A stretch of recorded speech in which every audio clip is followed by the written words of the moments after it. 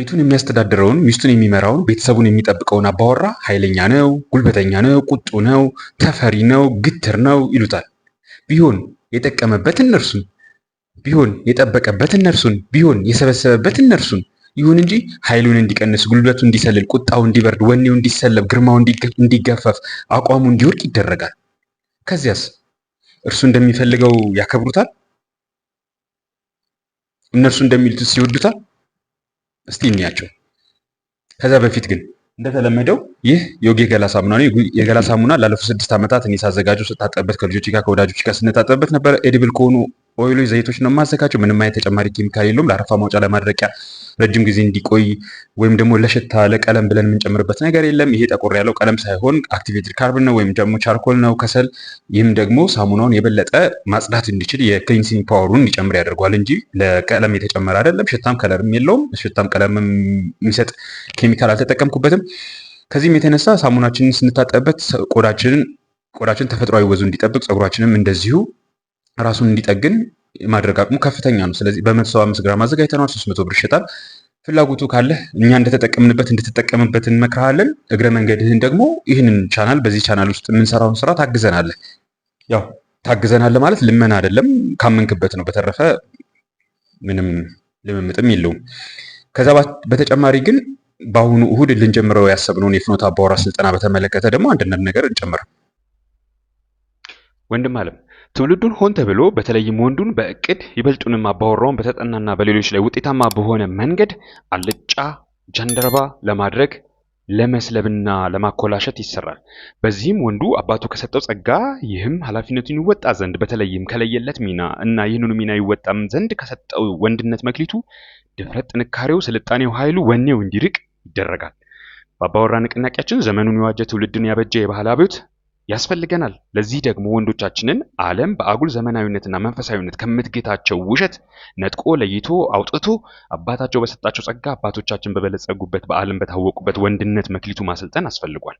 ስለዚህም የግንቦት ወር በገባ በ3ኛው ቀን በዕለተ እሁድ ከሰዓት በኋላ በ8 ሰዓት የፍኖተ አባወራ የ5ኛ ዙር ስልጠናችን ይጀምራል።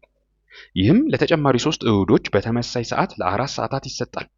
ትውልዳችን በተለይም ወንዶቻችን አባታቸው በሰጣቸው ጸጋ አንገታቸውን ቀና ደረታቸውን ነፋ የምናደርግበት እድል ቀርቦላልና ተጠቀምበት።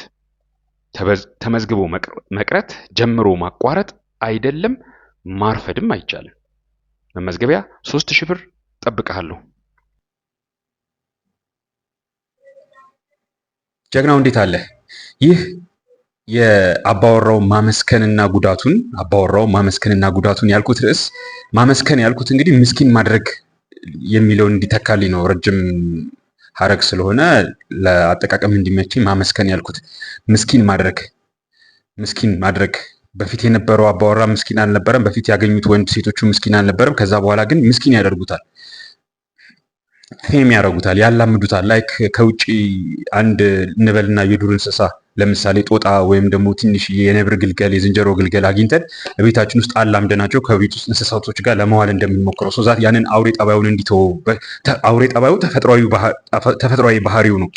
ያንን ተፈጥሯዊ አውሬ ጠባዩን ባህሪውን እንዲተው ሶዛት አዲስ ጠባይ አዲስ ባህሪ እንዲስ ልናደርግበት ማለት ነው። ያው ምንም ቢሆን አይለቅም ይባላል። ያው ተፈጥሯዊ ባህሪ ቢሆንም ግን እንደዛ ማላመድ ይፈለጋል። ሶዛት አሁን ዙ ውስጥ የምናገኛቸው የእንስሳት ማቆያ ውስጥ የምናገኛቸው እንስሳቶች ማለት ነው አንበሳ፣ ነብር፣ ሚዳቆ፣ ሌሎችም ነገሮች እንደዚህ ለጉብኝት የእንስሳት ማቆያ ዙ የሚባሉ አለ አይደል? እዛ ውስጥ የምናገኛቸው እንስሳት ከሞላ ጎደል ከጫካ ካላቸው ወይም ደግሞ እዛ በጫካ ውስጥ በዱር ውስጥ በበረሃም ሊሆን ይችላል ከሚኖሩበት ባህሪያቸው የተለየ አዲስ ጠባይ ይዘው ነው የሚያድጉት። አዲስ ጠባይ ያልኩት ለምንድን ነው? የቀደመው ባህሪያቸው ተፈጥሯዊ ባህሪ ነው። ይሄኛው ግን ኢንዲዩስድ የተደረገ በዛ ሆን ተብሎ በተዘጋጀው ኢንቫይሮንመንት ወይም ከባቢ በሰዎች ታቅዶ በተሰራ መንገድ በዛ ኢንቫይሮንመንት ውስጥ አዲስ ጠባይ እንዲይዙ ተደርጓል። አዲስ ማንነት እንዲላበሱ ተደርጓል። ያው ይሄ በተለይ የእንስሶች ተፈጥሯዊ እድገት ላይ ከፍተኛ ውስንነት እንደሚያሳድር ወይም ደግሞ ከማደግ እንደሚያግዳቸው በተደጋጋሚ ይነገራል በጥናት። ሰው ራሱን ለማዝናናት ሲፈልግ ከዱር አምጥቶ ዙ ውስጥ ያስቀምጣቸውና እየዞረ ይጎበኛቸዋል። ነገር ግን እነዚያ እንስሳቶች በተፈጥሯቸው እንዲደርሱበት እንዲወጡበት የተሰጣቸው ብልጽግና ላይ የተፈጥሮ እድገት ላይ መድረስ አይችሉም። እዛ ውስጥ ሆነው ማለት መራባትም አይችሉም። ብቻ እንደዛ ጥንካሬያቸውም መልካቸውም እንደ ጫካ እንዳሉት አይሆንም። ኤኒዌይስ ወደኛ ጉዳይ እንምጣ። ወደኛ ጉዳይ ስንመጣ ደግሞ ይሄ ከሞላ ጎደል ይሄ አባወራው ማመስገን የምላችሁ በተግባር በአባቴ ላይ ያየሁት ነው። ወላጅ አባቴ ላይ በተግባር እኔ ላይ ያየሁት ነው። ያው ካገባሁ በኋላ አባቴም ደግሞ እኔም ከወለደ በኋላ ያየሁት ማለት ነው። ምንድነው ያየሁት ነገር? ለምሳሌ አባቴ ጋር ብንሄድ በጣም ጠንካራ፣ ኃይለኛ፣ ጉልበተኛ፣ እረፍት የለሽ ላይ በጣም ኢነርጀቲክ የሆነ እረፍት የለሽ ሂሶ ዲሲፕሊንድ፣ በጣም ዲሲፕሊንድ የሆነ የሚነሳበት፣ የሚተኛበት፣ የሚገባበት ጊዜ ያለው ስርዓት ያለው፣ በዛ ስርዓት ውስጥ ደግሞ ህግ ያለው፣ ያንን ስርዓቱን የሚጠብቅበት ህግ ያለው፣ ከዛ ህግ እንኳን ሌላ ሰው ራሱን ዝንፍ የማይል ፐርፌክት ነው እያልኩኝ አይደለም፣ አደራችሁን እንደዛ እንዳትወስዱ። ዝንፍ የማይል ለምሳሌ በጣም ሁል ጊዜ የማነሳው የምወድለት ሁል ጊዜ የምናገረው ነገር ላይክ ስልጠና ላይ የማነሳው የሱ ነገር በጣም የጠቀመኝ ስላለ ስልጠናዎች ላይ የማካትተው ነገር አንዱ ሂ ሶ ዲሲፕሊንድ ውጪ ሊጋብዘው የወሰደውን ሰው አብሮት በልቶ ጠጥቶ ቤታችን መግባት ያለብን 12 ሰዓት እና ከዛ ብዙ መቆየት የለብንም ብሎ በዛ ሰዓት ውስጥ ይመጣል። በ12 ሰዓት ከምሽት ማለት ነው፣ ወደ ምሽት 12 ሰዓት።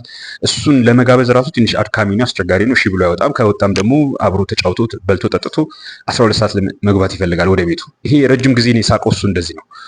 ከዛ ሰዓት ውጪ አምሽቶ አያውቅም፣ ወይም ከመሸ ወጥቶ አያውቅም ማለት ነው። በተለያዩ ጉዳዮች ሊወጣ ይችላል። በተረፈ ግን ውጪ ያለምንም ከዚህ የተለየ አስጨናቂ ወይም ደግሞ የሌላ አንገብጋቢ ጉዳይ ካልሆነ በስተቀር ውጪ ማምሸትን አይወደውም። ስለዚህ በጊዜ ይመጣል። እሱ በጊዜ ስለሚመጣ ሌሎቹንም ሰዎች እዛ ቤት ውስጥ የሚተዳደሩትን በሱ ስር የሚተዳደሩትን ሁሉ በጊዜ እንዲገቡ ግድ ይላቸዋል። በጊዜ እንዲገቡ ግድ ይላቸዋል። አሁን ቀደም እንዳልኳችሁ እንግዲህ ልትጋብዙት ይዛችሁት ወጥታችሁ ጋብዛችሁት ትንሽ ቆይተ ተጫውተህ ትገባለህ ብትሉት እንኳን አይሰማችሁ። ኑ እንግባ ብሎ ጥሏችሁ ይመጣል። እናንተ እዛ አልመጣም ካላችሁ በሩ ሊቆልፈው ይችላል። ካይንድ ኦፍ ያ ነው እና ሳስታውሰው ነፍሱን እንግዲህ በአጸደ ገነት ያቆያትና አሁን በህይወት የለም። ግን በጣም ሳስታውሰው ይህንን የእሱን ጠባይ በጣም ዲሲፕሊንድ ከመሆኑ የተነሳ በጣም ኃይለኛ ነው፣ በጣም ኢነርጀቲክ ነው። እንዳልኳቸው ሬስትለስ ነው። ለስራ ጊዜውን ጉልበቱን የማይሰስት ነው ለማንኛውም ስራ። በተለይ ደግሞ ቤቴን ያቆምልኛል፣ ልጆችን ይጠብቅልኛል ላለው ስራ ማለት ነው። ነገር ግን አደር ዌይ ራውንድ አሁን ለምሳሌ በሱ ዙሪያ ያሉ ሰዎች ማናቸውም ቢሆኑ ያው እናታችንም ጨምሮ እሷም የለችም አሁን አብዛኞቹ እሱን እስቲ ተው እባክህ እስቲ ይሄን ነገር ተው እስቲ እንደዚህ ለማብረድ ከሱ ኃይሉ ከወኔው ከጉልበቱ ከቁጣው ከስርዓቱ ከቅጡ ተጠቃሚዎች ሆኖ ነገር ግን ይሄ ነገር አዚፍ እንደማይጠቅም አድርገው እሱን ለማላመድ ረገብ እንዲል ለማድረግ የሚሞክሩት ነገር በተደጋጋሚ በልጅነቴ አስተውለው ነበር። ላይ አሁን እያደኩ ስመጣ ነገሮችን ማጥናት መመርመር ስጀምር ነው እነዛ ነገሮች ከአርካይቭ እየወጡ ያሉት እንጂ በወቅቱ ስሰማቸውና ሳያቸው ጀስት እንደማንኛውም ሕፃን ልጅ አይቻቸው ያለፍኳቸው ነገሮች ናቸው። አሁን ላይ ግን እያደኩ በዚህ ጉዳይ ላይ ሳጠና በተለይ ደግሞ እንደገና በራሴ ህይወት ላይም ሲደገም ሳየው ይሄ ነገር በደንብ ማስታወሻ እያያዝኩበትና እየጠቀስኩት መምጣት ጀመርኩኝ። ከዛ ቀጥሎ ደግሞ እኔም ጋርም እንደዛው ነበር የሆነው። ላይክ እኔ በተለይ አግብቼ መኖር ስጀምር ከዛ በፊትም እንደዛው ነበር፣ ግን ሳገባ ጭራሽ ብሶብኛል። ላይክ አይ ዋዝ ሶ ሬስትለስ፣ በጣም ሬስትለስ ነኝ። አብዛኛውን ጊዜ ቤት ውስጥ ወይ በስራ አሳልፈዋለሁ፣ ስራ ቦታ በስራ አሳልፋለሁ። ከዛ ከልጆቼ ጋር አንዳንድ ነገሮች እናደርጋለን። ቅዳሜና እሑድም ሌላ የተለያዩ አክቲቪቲዎች አሉኝ። ከዛ ማታ ማንበብ አለብኝ። ከዛ ስፖርት መስራት አለብኝ። እንደዚህ አይነት ነገሮች ማለት ነው። ያው ከልጆቼ እናትም ጋር በወቅቱ ሚስቴ ከነበረችውም ጋር ያለን ኢንተራክሽንም እንደዛው ጊዜ ተሰጥቶት ቦታ አግኝቶ ማለት ነው። ነገር ግን ምንድነው የተረዳሁት? አብዛኛው ሰው አጠገባችሁ የሚመጣው የምታገኙት ሰው ይህን ነገር ተወው እስቲ፣ እንደው ይህን ነገር ቀንሰው እስቲ፣ ይህን ነገር ተወው እስቲ ወይም ደግሞ ከዚህ ከወንድነቱ አክቲቪቲ በወንድነት ከተሰራው ከምታሳልፈው አክቲቪቲ ትንሽ ደግሞ ቀነሰ እስቲ ወደ ኪችን ውስጥ ወደ ህፃናት ጥበቃ ውስጥ ወደ ዳይፐር ቅየራ ውስጥ ጡጦ ወደ ማጥባት ውስጥ ለምን ወደዛም ደግሞ አትገባም? ሱዛት ያ እንደዛ በጣም ኢነርጀቲክ እና በጣም ንዴታም የሆንክበት ድራይቭ የነበረህ ነገር በረድ እንዲል የሚባል ነገር ታገኛላችሁ። እና ምንድነው ይህንን የምለው እኔ አሁን ስም ስሰጠው አባወራው ማመስከን ነው ብዬ የማስበው። አባወራው ምስኪን እንዲሁም ማድረግ አባወራው ምስኪን ማድረግ ለምንድን ነው ያስፈልገው? ለሚስትየዋ እንትን አልሆነላትም፣ የሚያዝ አልሆነላትም፣ የሚያዝ የሚጨበጥ አልሆነላትም፣ አንድ ቦታ የሚሰበሰብ አልሆነላትም፣ ፕሬዲክተብል አልሆነላትም። አንፕሬዲክተብል ነው የሚያደርገው ነገር በቃ ማለት ስርዓቱ ፕሬዲክተብል ነው። በተረፈ ግን በእሷ ፕሬዲክሽን ውስጥ አይገባላትም። ያንን መጠበቅ ትፈልጋለች። የሚሸወዱት ሴቶች ታዲያ ምንድነው? አሁን ያው እኔ እናትና አባቴም ጋር ያየሁት ራሴም ህይወት ላይ በራሴ ትዳር ውስጥ የታዘብኩት ነገር ሴቶቹ ከዛ ወንድ ከሌሎች ወንዶች የተለየ ነገር ያገኛሉ። ቅጠኛ መሆኑ፣ ስነ ስርዓት መሆኑ፣ የተግባር ሰው መሆኑ፣ እልከኛ መሆኑ፣ ወኔያም መሆኑ፣ ኢነርጀቲክ መሆኑ፣ ጉልበተኛ መሆኑ ይህንን ነገር ሁሉ ያዩታል። ይህንን ነገር አይተው ሲያገቡት ግን የሚሳሳቱት ስህተት ምንድነው መሰላችሁ? ግድ የለም ይህን ልጅ ላገኘው እንጂ ከዛ በኋላ ካስገባሁት እጄ ከገባ በኋላ ቀስ ብዬ አላምደዋለሁ። ቀስ ብዬ እኔ ወደምፈልገው ነገር ሼፕ አደርገዋለሁ። አንዳንድ ሆዳደር ካይንድ ኦፍ መምህራን ባዮችም እንደዛ ብለው ይነግሯቸዋል። አይ ቲንክ ግድ የለም አግቢው እና ዋናው መጀመሪያ፣ ከዛ በኋላ ሴት ልጅ ብልሃተኛ ነች፣ ቀስ ብለሽ እንደዚህ አድርገሽ አላምጂው። ያቺ እንቶኒ የምትባለው ሴትዮ እንደውም ታሪኩ ላይ ታውቂ የለ ከአንበሳ ግንባር ላይ ቅንድብ ወይም ከጅብ ግንባር ላይ ቅንድብ ያመጣችው ጅብ አላምዳ አንበሳ አላምዳ። ስለዚህ አንቺስ ብልሃተኛ ነሽ እኮ እንደዛ አድርገሽ ማላመድ ትችያለሽ። የሚፈለገው ነገር የዛኔ የወንዱን ትላንትና ሴቷ የወደደችውን የተማረከችውን የከጀለችበትን እሱን ስታየው፣ እሱን ስታስበው፣ ድምፁን ስትሰማው፣ አካሄዱን ስታየው፣ አረማመዱን ስታየው፣ አጨባበጡን፣ አለቃቀቁን፣ ይህንን ሁሉ ነገር ስታየው ሰውነቷ እሱ ፊት ይርገበገባል። ሰውነቷ እሱን ይከጅላል። ውስጥ ያለችው ትንሿ እሷ ማንነቷ ጮቤ ይረግጣል። የምትሳሳተው ስህተት ታዲያ መቼ ነው መሰላችሁ? ካገባችሁ በኋላ የቤት እንስሳ ላርግ ትለዋለች። እንደ ቤት እንስሳ አንገት ላይ የሆነ ገመድ አስሬልህ እዚህ ጋር ሶፋ ላይ ተቀመጥ ስልህ ተቀመጥ፣ እዛ ገላን ታጠብ ስልህ ገላን ታጠብ፣ ብላ ስልህ ብላ፣ ተኛ ስልህ ተኛ ትለዋለች። ያው ይህንን የሚመክሩ ሰዎች አሉ፣ ካይንድ ኦፍ አማካሪ ገለመን የሚባሉ ሰዎች ችግር የፈጠሩብን ወዳደሮች ብዙዎቹ ማለት ነው። ይሄ ትልቅ ስህተት ነው። እሱን ምስኪን ማድረግ በቃ ግድ ያደርጉታል እነዛ ሴቶች። ምክንያቱም በቃ እንደ ትላንትናው ከሆነ አሁንም ዋይልድ ሊሆንብኝ ነው። አሁንም ይሄ በጣም ከፍተኛ የሆነ ድራይቭን ኢነርጂውን እንኳን አደባባይ አልጋ ላይም ላልችለው ነው። ስለዚህ ማላመድ አለብኝ። አንዳንድ ቦታ ስንሄድ አሁን እኔ የመንፈሳዊ ቦታዎች ላይ ሲሄድ የማስተውለው ነገር ሰፈር ውስጥ ደረታቸውን የሚገለብጡ ጎረምሶች፣ ፀጉራቸውን የጠቀለሉ ፍሪዝ የሚያደርጉ ምናምን አላደርጉ ጉልበተኞች ምናምን፣ በተለይ እነዚህ በፊት ነበር። አሁን እንኳን ያው እየጠፋ ነው። አሁን ወንዱ በሁለት ጎራ ብቻ እየተከፈለ ነው፣ ምስኪንና ሴታውል። በቃ መንፈሳዊ ከሆነ እንደዚህ ክፉ ነገሮችን መጥፎ ነገሮችን አላደርግም፣ ሴት አላሳድድም፣ እንደዚህ አይነት ተንኮል ውስጥ አልገባም፣ ሴሰኝነት ሱሰኝነት ውስጥ አልገባም ካለ ንክር ያለ ምስኪን እንከፍ ነው፣ ጅላጅል ነው። ከዚህ ወጣ ከተባለ ደግሞ ሴት ማሳደድ ወግ የሆነለት፣ ሴት መተኛት ወንድነት የመሰለው፣ የወንድነት ቁና ማለት ሴቶችን መተኛ፣ ሴቶችን መደለል፣ በሴቶች መነገድ ወንድነት የመሰለው። በቃ በእነዚህ ሁለት ጎራዎች እየተከፈለብን ነው ወንዱና እና በፊት ታዲያ እንደዚህ አሁን ጥምቀት የከተራ ዕለት ታቦት ሲወጣ ወይም ደግሞ ሲመለስ ታቦት እንደዛ ምንጣፍ የሚሸከሙ እንደዚህ አንዳንድ አክቲቪቲዎች የሚያደርጉ ልጆች ታውቃላችሁ። ድሮ የነበሩ ሆነው አሁን የጠፉት ማለት ነው። ደረታቸውን ገልብጠው የሚሉት እነዚህ ልጆች ላይ ቤተክርስቲያን መጥተው ያን ያክል የረባ ትምህርት አይማሩም ማለት ልጆቹ ጉርምስናቸውም ቴስቶስትሮናቸውም ስላለ ቁጭ ብሎ በትዕግስት መስማት አይችሉም። እንደገና ቢመጡም ራሱ ለእነሱ የሚመጥን ነገር አይደለም የሚቀርብላቸው። ለእነሱ የሚመጥን ነገር ነው ተብሎ የሚቀርበው ግን ሌላ ነው። ከዛ በኋላ እነሱ መያዝ የሚባል ነገር ተጀመረ እና እነሱ መያዝ የሚባለው ነገር ሲታሰብ አይ እንዳው እንደዚህ የሚሉ ሰዎች እውነት አስበውበታል እነዚህን ሰዎች ለመያዝ፣ እነዚህን ልጆች፣ እነዚህን ወንድሞችን ለመያዝ። ምክንያቱም እነዚህ ወንድሞች ውስጥ እኮ ወኔ አለ፣ ኢነርጂ አለ፣ ድራይቭ አለ። ያ ድራይቭ ክሬቭ ነው መደረግ ያለበት፣ ቅርጽ ነው መያዝ ያለበት፣ ቅጥ ነው መያዝ ያለበት እንጂ መኮላሸት የለበትም። ነገር ግን ገስጓት እንደዚህ አይነት መንፈሳዊ ተቋማት ቦታ ላይ ሲገቡ ወይም ሰንበት ትምህርት ቤት ወር ሳምቲንግ ሲገቡ እዛ የሚያገኟቸው መምህራን እንደነሱ አይነት ምስኪን ንክር ጅላጅል ነው የሚያረጓቸው። ያው ወንጌል ሲማር እንደዛ ወንጌል የደረሰው ወንጌል ያረሰረሰው ተብሎ ጅልና ጅላጅል መምሰል ነው ለነዛ ሰዎች እና ያ ነገር በጣም ታዘብ ነበር። አሁንም ታዲያ ትዳር ውስጥ ሲመጣም ሴም ቲንግ ነው ያለው። እነዚህ ሴቶች ያው ከጎን ከስራቸው ከማይጠፉት ከወንዱ ይልቅ ከነሱ ስር ከማይጠፉት መምህራን ገለመን የአማካሪ ግነን ባዮች ጋር እየተመካከሩ የሚያደርጉት ነገር ምንድን ነው? ያ ቆፍጣና ጀግና የሆነውን ወንድ ትችይበታለሽ እኮ ብልሃት እኮ አለሽ፣ እንደዚህ ብለሽ ያዥ ይባላል። ተው ተሰብሰብ፣ አሁንም አግብተሃል አንተ። ድሮ እኮ እንደዛ ነበር፣ ድሮ እኮ መንገዱን ሁሉ አይችሉም፣ ድሮ እኮ ሰፈሩ እኮ አይችሉም፣ አይበቃውም ነበር። አሁንም አገባ፣ ልጅ ወለደ፣ ተሰበሰበ፣ አርፎ ተቀመጠ። ለምን ማለት ትላንትና ያደረገው ነገር ኃጢአት ነበረ። ትላንትና ያደረገው ነገር ኃጢአት ከነበረ ጽድቅ የሚሰራው ሚስት ሲያገባ አይደለም፣ ከዛ በፊት ነው መስተካከል ያለበት። ትናንትና ማጅራት መጪ ከነበረ ጽድቅ የሚሰራው ወይም ደግሞ መስመር ትክክል የሚሆነው ማጅራት መንታቱን የሚያቆመው ሚስት ሲያገባ መሆን የለበትም። ከዛ በፊት ነው ማቆም ያለበት።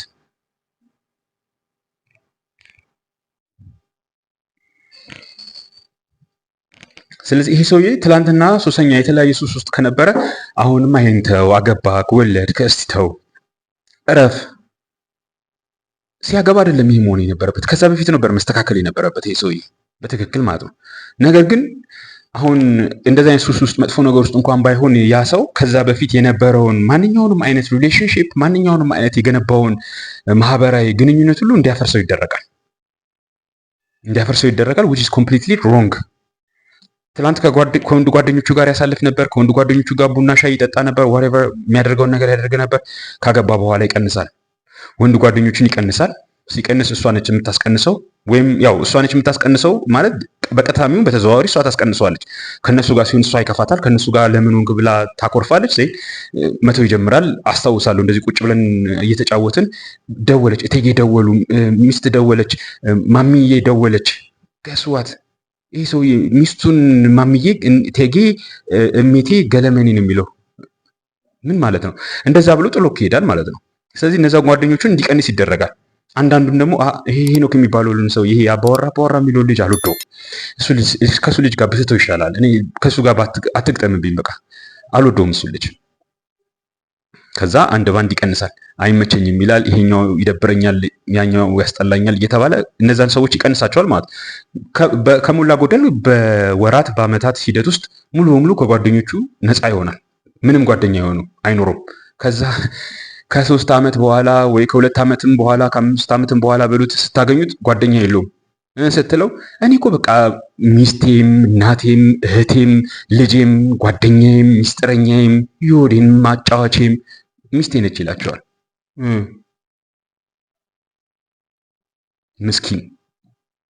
ምስኪንነት ነው ይሄ ጀብድ አይደለም። አንተ የተጠራኸው ሚስትን ማዕከል አድርገህ እንድትኖር አይደለም። በሚስት ዛቢያ ዙሪያ እንድትሽከረከር አይደለም። አንተ የተጠራኸው ሚስትህን ዓላማ አድርገህ እንድትኖር አይደለም። ሌላ ስንት የምትወጣው ግዳጅ አለ። ይሄ ማለት ሚስት አንተን አመሰከነች፣ ምስኪን አደረገች ማለት ነው።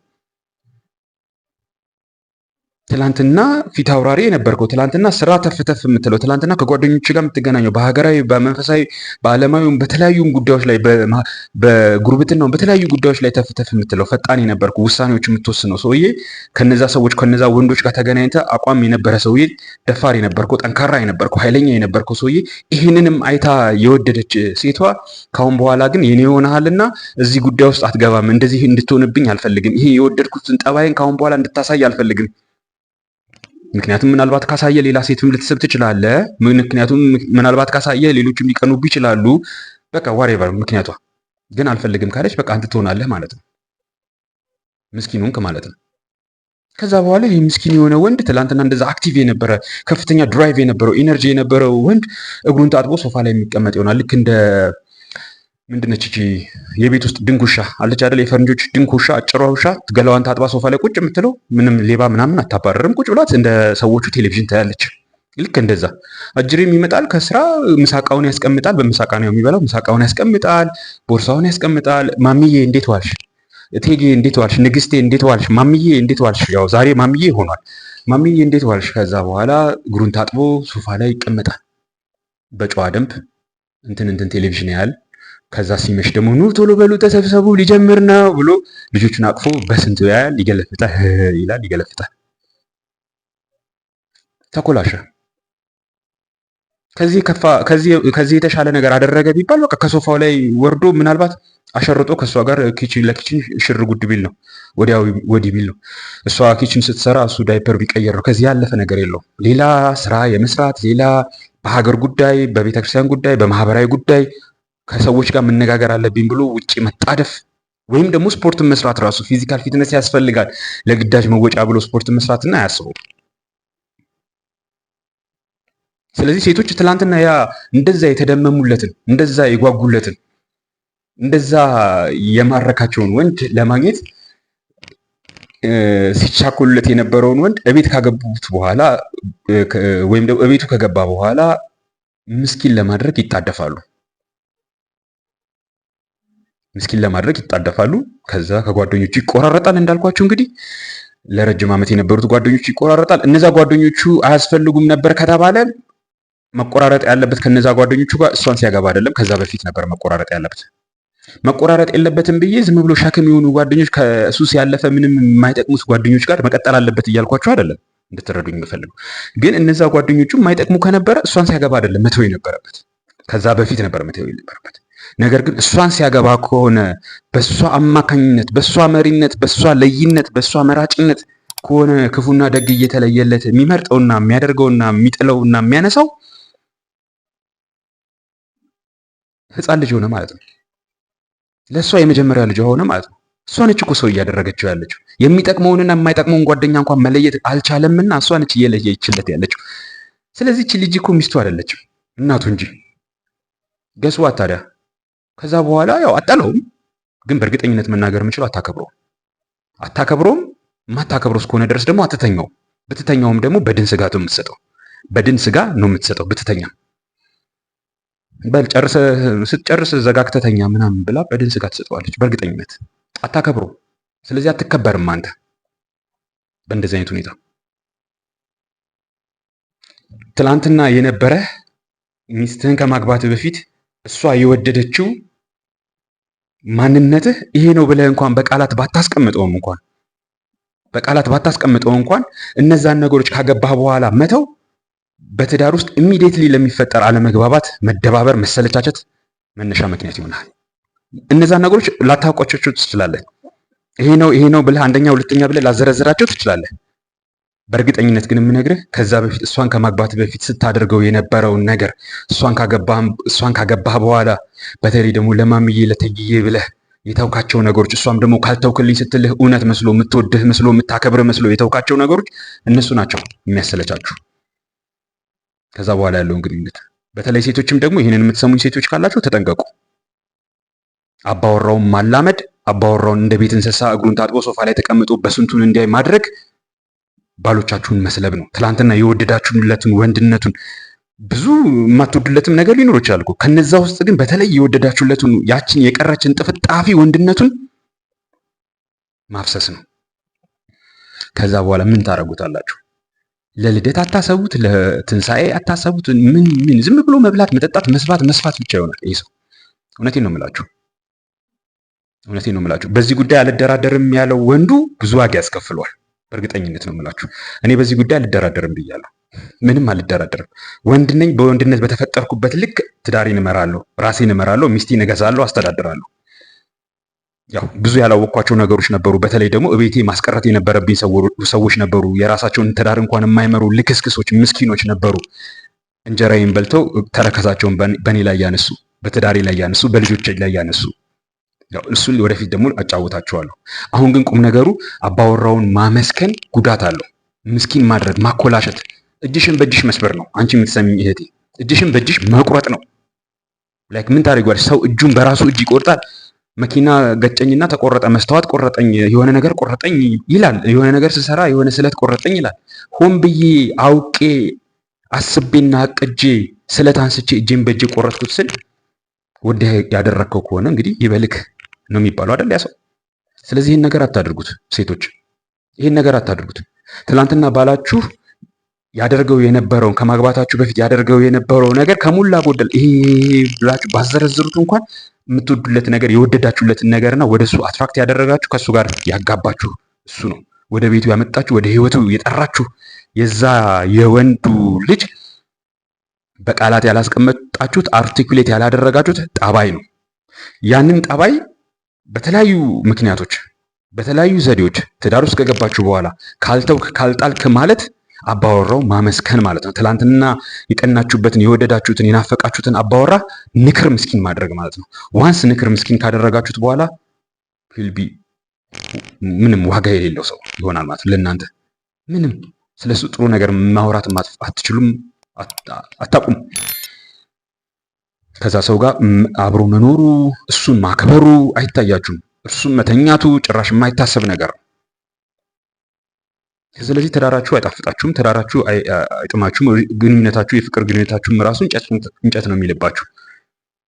ይሄ ከመጋባታችሁ በፊትም ሀፕል ሊያደርግ ይችላል፣ ሊፈጠር ይችላል። በነገራችን ላይ ማለት አሁን ለምሳሌ አንድ ወንድ ተዋውቃችሁ ከዛ ወንድ ጋር ከተዋወቃችሁ በኋላ ለምሳሌ ለትዳር 3 ወር 4 ወር 6 ወር ጊዜ እየሰጣችሁ ከሆነ አብራችሁ የተነጋገራችሁት በዚህ ጊዜ ውስጥ ይሄን ነገር ካደረግን በኋላ ይሄ ከሆነ በኋላ ይሄኛው ወቅት የተሻለ ነው ይሄኛው ወቅት የተሻለ ነው ብላችሁ ልትወስኑ ትችላላችሁ። ያ የትዳሩ ወቅት እስኪደርስ ድረስ ያ አብራችሁ የምትኖሩበት ወቅት እስኪደርስ ድረስ ጊዜ እስኪመጣ ድረስ ግን አብራችሁ ታሳልፋላችሁ። ካይንድ ኦፍ ውጪ በመገናኘት ማለት ነው። ሌላ ነገር ውስጥ መግባቱ አያስፈልግም።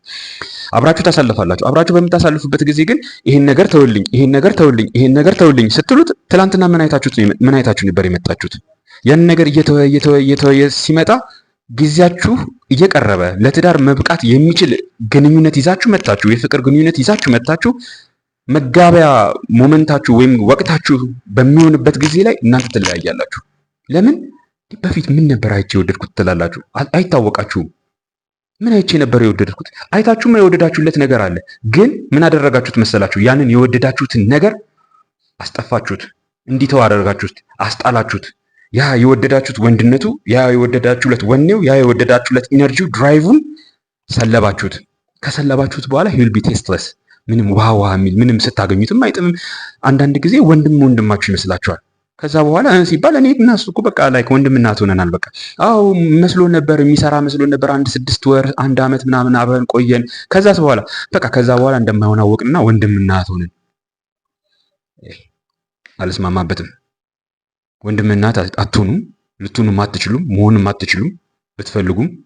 ስለዚህ እኔ ለምሳሌ ያችን ሴት ብታወቃት አርፈሽ ተቀመጪ፣ ወንድምሽ አይደለም፣ ሁለተኛ እንዳታገኙ፣ አለቀ። ወንድሙ አይደለም። ሞክረው ሳይሳካላቸው ቀሩ፣ ተዉት። ስለዚህ እኔ እንደሱ ወንድም መሆን አልፈልግም፣ ወይም ቤስት ፍሬንድ መሆን አልፈልግም።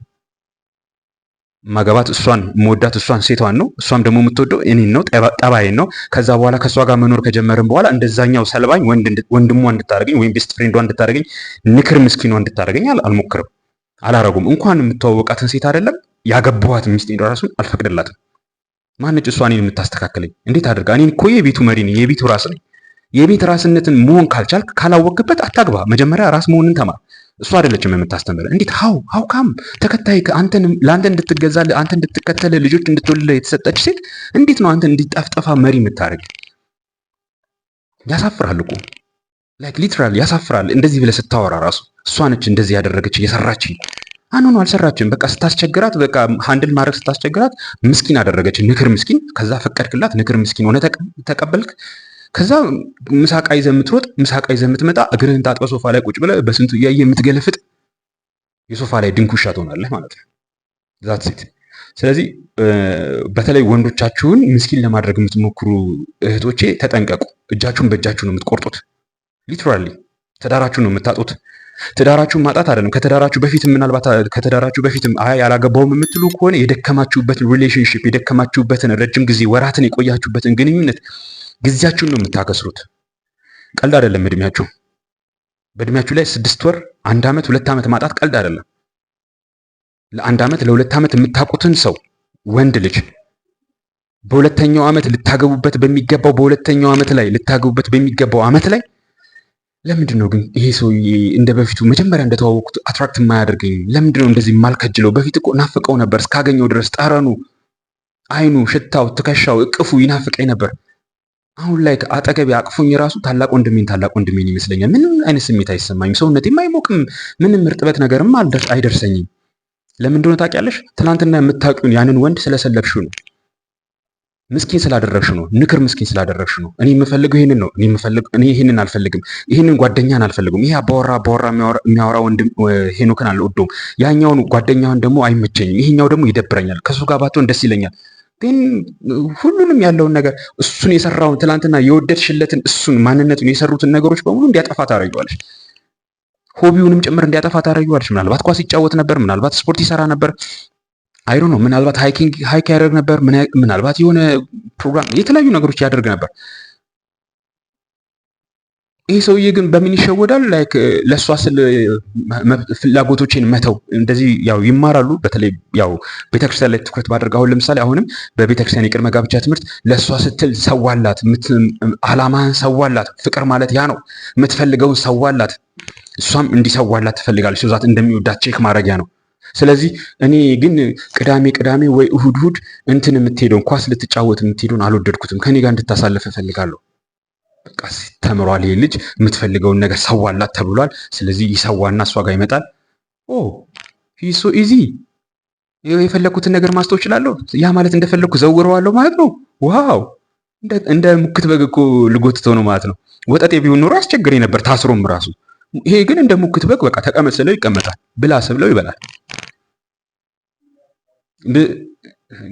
መኝታ ቤት ስለውም ያደርጋል። ካጣስ ከከለከልኩትስ ተደፍቶ ያድራል። መኝታ ቤትም ከከለከልኩት እዛው መኝታ ቤት ወይ ሶፋ ላይ ሳሎን መጥቶ ተደፍቶ ያድራል። ምግብም ከከለከልኩት ዛሬ እቴጌ ደስ አላላቸውም ማሚዬ ደብሯታል ብሎ ተደፍቶ ያድራል። ገስዋት የሚገጥምሽ ነገር ታዲያ ያስጠላሻል። ያ ሪሌሽንሽፕ 2 ዓመት ደክመሽ እዚህ ግንኙነት ውስጥ 2 ዓመት እድሜሽ ላይ መቀለድ ቀላል ነው እንዴ? የኔት ቀላል አይደለም። 2 ዓመት የደከምሽበት ወደ ትዳር መሸጋገር የነበረበትን ሪሌሽንሽፕ ነው የምታበላሽው። ምን በማድረግ አባወራሽን በማመስከን ምስኪን በማድረግ ንክር ምስኪን በማድረግ ይህን አልፈልግልህም፣ ይህን አልወድልህም፣ ይህን እጠለዋለሁ፣ ይህን ተውልኝ፣ ይህን ተውልኝ፣ ይህን ተውልኝ። እሱም ደግሞ እዛ ሄዶ ይማራል። አልጫ የቅድመ ጋብቻ ትምህርት መምህራን አሉ። ተውላት ፍቅር ማለት ይሄ ነው ሲሉት እውነት መስሎት ይተውልሻል፣ ይተውልሻል፣ ይተውልሻል። ከዛ በኋላ ምን ቀረሽ የምትወጂለት? የወደድሽለት እሱን ስቦሽ እሱን አሰኝቶ እሱን አስከጅሎ ያመጣሽን ነገር አስጥለሽዋል። ምን ትወጂለታለሽ? ምንም። በቃ ከዛ በኋላ ያስጠላሻል። ትዳር ውስጥማ ከገባሽ በቃ እንግዲህ አስቢ ምን ያክል አስቸጋሪ እንደሚሆን። ምክንያቱም ትዳርሽን ማፍረስ አትፈልጊም፣ ልጆችሽን ቤተሰብሽን መበተን አትፈልጊም። እኔት ግን ከሱ ጋር መኖር ላይ ከአባት ከወንድሞችሽ ጋር እንደመኖር መስሎ ይሰማሻል። ምንም ክጀላ ውስጥሽ የምትከጀለው ነገር ሰውነትሽ የሚረጥብለት ነገር የለውም። ተጠንቀቁ። ይሄ በተለይ በቅድመ ጋብቻ ትምህርት ማህበረሰባችን እያፈረሰ ያለ ምክር ነው፣ በብዛት የምንሰማው ነገር ማለት ነው። አባወራውን ማመስከን ጉዳት አለው። አባወራውን ማመስከን አያስፈልግም። አባወራው ማመስከን አያስፈልግም። አባወራው አባወራ እንደሆነ ከነ ኢነርጂው፣ ከነ ድራይቭ፣ ከነ ወኔው፣ ከነ ጉልበቱ፣ ከነ ኃይሉ መቀመጥ መቻል አለበት። ቅጥ አልያዘም፣ ስርዓት አልያዘም። እሱን ደግሞ የሚያበጁት ወንዶቹ ናቸው። አንቺ አይደለሽም።